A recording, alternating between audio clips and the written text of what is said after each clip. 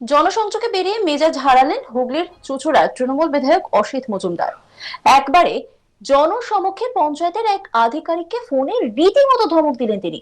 শুক্রবার 23শে নভেম্বর চুঁচুড়া মগরা ব্লকের কোতালিয়া এক পঞ্চায়েতের তৃতীয় দিনের জনসংযোগে বেরিয়ে আবাস, রাস্তাঘাট, নর্দমা প্রভৃতি বিষয়ে স্থানীয়দের কাছে বেশ কিছু অভিযোগ জানার পরে তা লিপিবদ্ধ করেন বিধায়ক।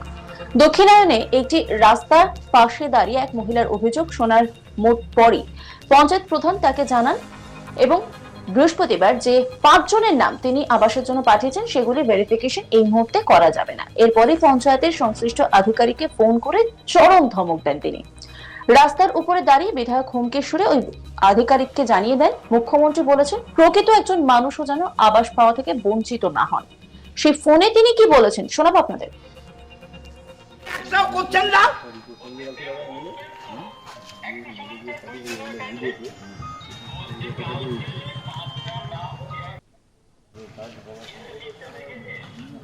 হ্যাঁ বলুন।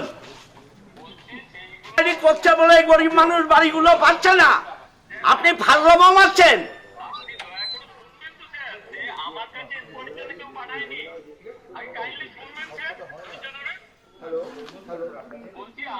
আপনি আমার ধৈর্য ধরার দরকার নেই। যে 5টা বাড়ি আমি দিয়েছি আপনি ইনকোয়ারি করে ঠিক কিনা রিপোর্ট দিন ভিডিওকে। এই কালু, এই কালু এদিকে, এই টুকুন এদিকে। কি বলছে? বলছে ইনকোয়ারি করতে বলেনি। হ্যাঁ বলুন।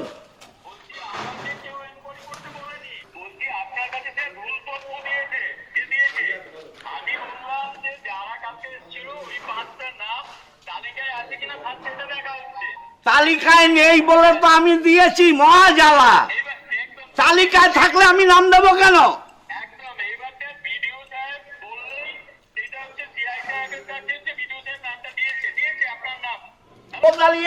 বহু মানুষ যাদের পাওয়া উচিত তারা পেল না, এর জন্য আপনি রেডি থাকুন।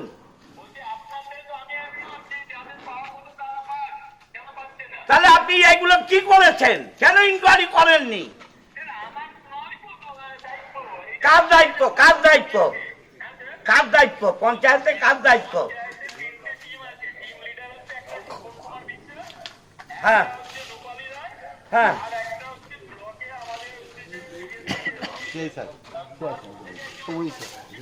হ্যাঁ হ্যাঁ হ্যাঁ। অসিত মজুমদার আর কি বলছেন শোনাবো আপনাদের। জেনুইন কেস, তাদের এমন অবস্থা থাকার অযোগ্য। এখন যাদের উপর এইসব দায়িত্ব আছে সরকারি লোক, তারা বলছে লিস্টে না থাকলে হবে না, কিন্তু চিফ মিনিস্টার বলছেন যে এই লোকগুলো যাতে সবাই পায়। তাহলে যারা ইনকোয়ারি করেছে তারা 2 নম্বরই করেছে। যারা ইনকোয়ারি করে লিস্ট বানিয়েছে তারাও তো সরকারি লোক। এই সরকারি লোকগুলো গভর্নমেন্টকে ডোবাচ্ছে, এই সরকারি লোকগুলো গভর্নমেন্টকে ডোবাচ্ছে। যারা প্রকৃত পাবার যোগ্য তাদের নাম বাদ দিয়ে রামসাম যদুমধুর নাম করছে। এদের আমি ডিএমকে বলবো এদের সাসপেন্ড করা দরকার। আগে করছে তো পঞ্চায়েত এবং ব্লক স্তরের যারা রয়েছে কর্মীরা, হ্যাঁ তাদের সাসপেন্ড করতে হবে। কেন ন্যায্য লোকের নাম আসেনি? এই সরকারি কর্মচারীরাই গভর্নমেন্টকে ডোবাচ্ছে। প্রকৃত লোকের নাম বাদ দিয়ে ইনকোয়ারি তাহলে কেন করছে? আমি যখন ঘুরছি আমি নিজে দেখছি যে তাদের থাকার অযোগ্য। আমি বিডিওকে লিস্ট পাঠিয়েছি। হ্যাঁ, এখন বিডিও বলছে লিস্টের নাম না থাকলে করা মুশকিল। তাহলে লিস্টে যদি নাম না থাকে সেই দোষ কার? তার উপরে অ্যাকশন নেওয়া হোক। আমি এইটাই বলছি। আমি ডিএমকে বলবো এদের এই গরিব মানুষ বাড়ি না পেলে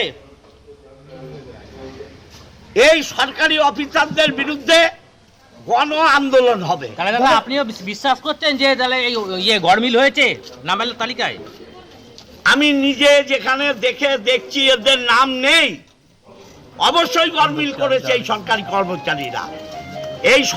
কর্মচারীরা, করেছে। কি বললেন, আপনাকে কি বলেছিল? আপনি মেজাজ হারিয়ে ফেললেন, ছাল চামড়া তুলে দেবো বললেন। বলছে ইনকোয়ারি করবে না। আবেদনকারী সরস্বতী মালিক তিনি কি বলছেন শোনাবো আপনাদের। শাশুড়ি মারা গেছে, বাড়ি বিক্রি বাটা করতেই তো হবে, সারাতে পারবো না, অথবা আমাদের বাড়ি করে দিতে হবে। এই হচ্ছে আমাদের সেরকম ক্ষমতা নেই। কতদিন ধরে ঘুরছেন? আমরা 20 বছর ধরে, আজ 25 বছর বিয়ে হয়ে গেছে, বলে বাড়ি ঘর আমাদের হয়নি। তো আমরা খালি সিপিএম করি, এই বাড়ি করে দিতে পারবো না। আজকে ওকে তাকে সবাইকে বলেছি, আমরা এখন জিয়ালে পিঠ থেকে যাচ্ছে, সত্যি কথা বলতে কি। মানে সিপিএম করেন বলেই কি করে দেয়নি মনে হচ্ছে? নিশ্চয় চাই, আমাদের সেটাই তো, নাহলে সবার বাড়ি ঘর হচ্ছে, আমাদের কেন হচ্ছে না? তৃণমূলের লোকেরা কি বলেছিল? করে দেবো 20-25 বছর হয়ে গেছে, 25 বছর বিয়ে হয়েছে। 25 বছর আগে তো সিপিএম ছিল, ওরাও করেনি? হ্যাঁ, তখন তো আমরা এত শাশুড়ি বাড়ি আছে তো আছে, থাকবো। এই নিয়ে একটি রিপোর্ট তুলে ধরেছেন আমার কলিগ ভোলানাথ, দেখাবো আপনাদের। জেলার চুঁচুড়া টিএমসি বিধায়ক অসিত মজুমদারের সঙ্গে বিতর্কের যেন দানা বেঁধেছে।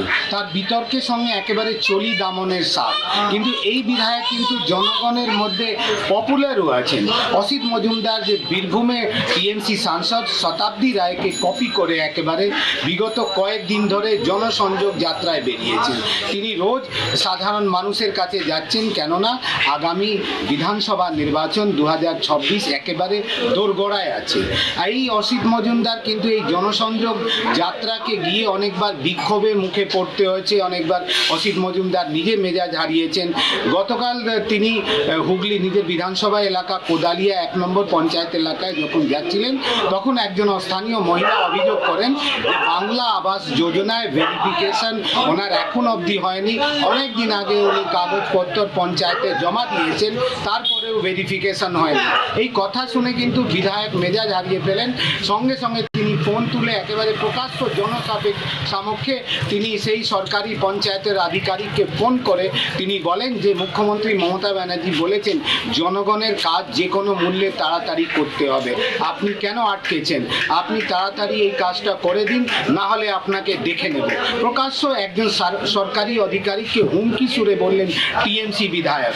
তো এই ঘটনাকে নিয়ে কিন্তু রাজনীতিক তোলপাড় হয়ে গেছে। বিরোধীরা জানাচ্ছে যে সরকার টিএমসি, সরকারি আধিকারিকরা টিএমসি, তারপরে এই বিধায়ক কি করে প্রকাশ্য নিজের সরকারের সরকারি অধিকার। নজর রাখুন আজ তাক বাংলার ইউটিউব স্ট্রিমিং এ।